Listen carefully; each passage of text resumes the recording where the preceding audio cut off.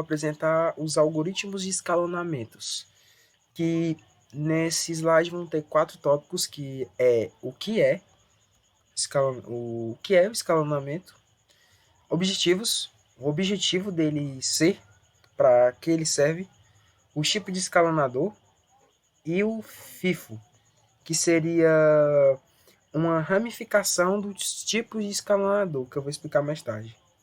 A gente tem o que é.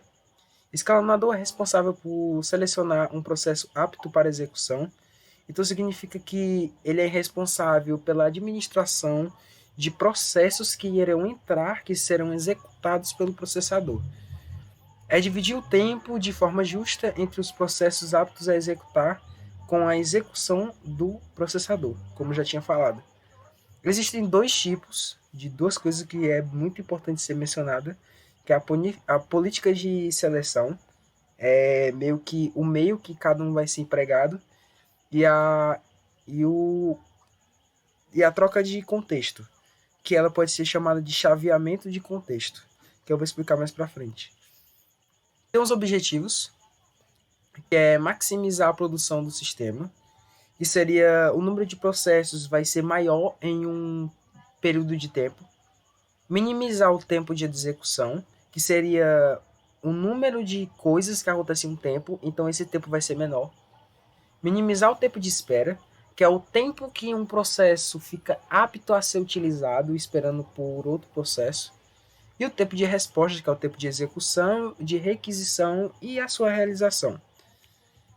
Bom, eu disse que eu ia mencionar sobre o chaveamento de contexto e eu vou mencionar aqui.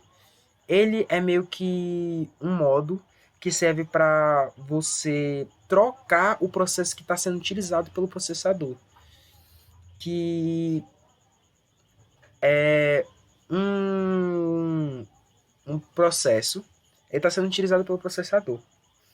Quando ele termina o processo, ele é trocado, ele fica salvo e entra outro processo. Isso pode acontecer quando esse primeiro ele termina ou quando ele não termina, que seria a troca voluntária entre o processo. Aí a gente tem uns tipos de escalonador, que tem dois tipos, que são os não preemptivos e os preemptivos. Os não preemptivos, ele tem a função normal de processo. Que o processo ele vai sofrer meio que uma listagem, uma fila que ele deve seguir e ele vai ficar nessa fila até ele ser executado. Ele também pode ter uma liberação voluntária por ele mesmo. E tem um preemptivo, que a adição que ele dá é ter não ser tipo um tempo limite, ou, perdão, ter um tempo limite, que seria a interrupção do relógio, que seria, como vou explicar? A interrupção do relógio é um tempo que o processo vai ter para ser executado pelo processador. Se caso o processo não for executado, meio que ele não liga. Vai ter um tempo lá e o processo vai ser executado pelo processador até esse tempo limite. E a prioridade de processos, que, resumindo, é a prioridade de processos. Então significa que vai ter processos que vai ter a sua prioridade maior e eles vão ser executados mais rápido ou ele vai passar. Como, por exemplo, um processo que ele demora muito tempo e tem um que demora menos, então vamos fazer o que tem menos para depois fazer o que tem mais. Aqui é o exemplo de FIFO, que é uma das ramificações desses daqui, do escalonador, que tem um FIFO, tem um circular, tem o SJF, que é um FIFO só que mais diferenciado, e o circular também. Eu não vou explicar tudo, eu tinha um slide explicando tudo, só que aí eu pensei, bom, já que o senhor tinha pedido era só um, então eu vou explicar só de um, o FIFO. O FIFO, meio que resumindo, ele é uma fila que quem chegar primeiro vai ser primeiro executado. Então, o processo que chega primeiro é o primeiro a ser executado e o primeiro a sair, já que é um nome, que é uma abreviação. A gente tem aqui um cálculo que serve para calcular o tempo médio de espera na fila de execução. Bom, seguindo a ordem, o A chegou primeiro, o B chegou primeiro, ou segundo, o C chegou em terceiro e o D chegou em quarto, certo? Como vocês lembram, como vocês podem ver, o tempo de cada um, que é o tempo de processamento, é diferenciado. Eles não seguem uma ordem, mas eles são diferentes. Bom, esse cálculo, ele preza o quê? Quem chegou primeiro vai ser primeiro atendido.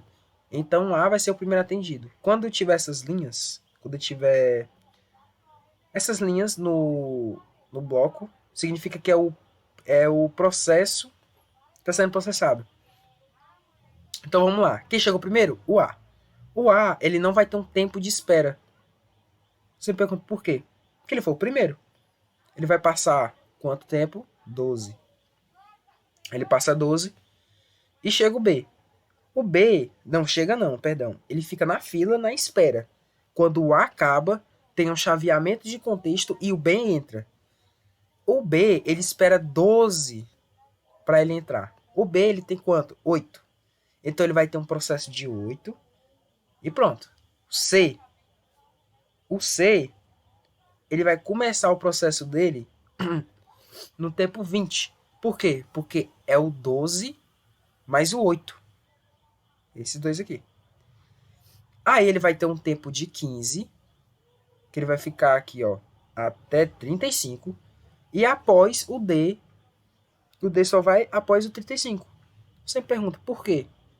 Porque o D foi o último a chegar. Aqui tem um exemplo, já aqui, um exemplo de SJF. O que seria o SJF? O SJF, ele preza o item que tem menos... Não, perdão. Mas aqui é um bom exemplo. O SJF, já que eu já comecei, ele preza o item, o processo que tem menos tempo para ser executado. Na ordem seria 5, o D. O B seria o segundo. O A, que seria o 12. E o 15, que seria o C. Então ficaria D, B, A, C. Então, pelo que você pode perceber, esses processos FIFO, FIFO, SJF, o circular, eles são exemplos, eles são formas de o processo ser executado pelo processador. Tem outros exemplos como múltiplas filas, as múltiplas filas alimentares, que eles meio que passam. É bem difícil explicar sem uma imagem, mas esses são exemplos, e o FIFO é um. O FIFO poderia ser dito como o mais simples entre eles. Bom, eu fico por aqui. Eu espero que tenha ficado bem resumido e bem explicativo. Né, nos exemplos aqui que a gente fez com os números, não tem um tempo determinado, tipo segundo, minuto, hora. Isso depende. Hora eu exagerei. Mas isso depende muito da máquina que está sendo utilizada. A gente só utiliza a base tempo para fazer um cálculo base. Bom, é isso.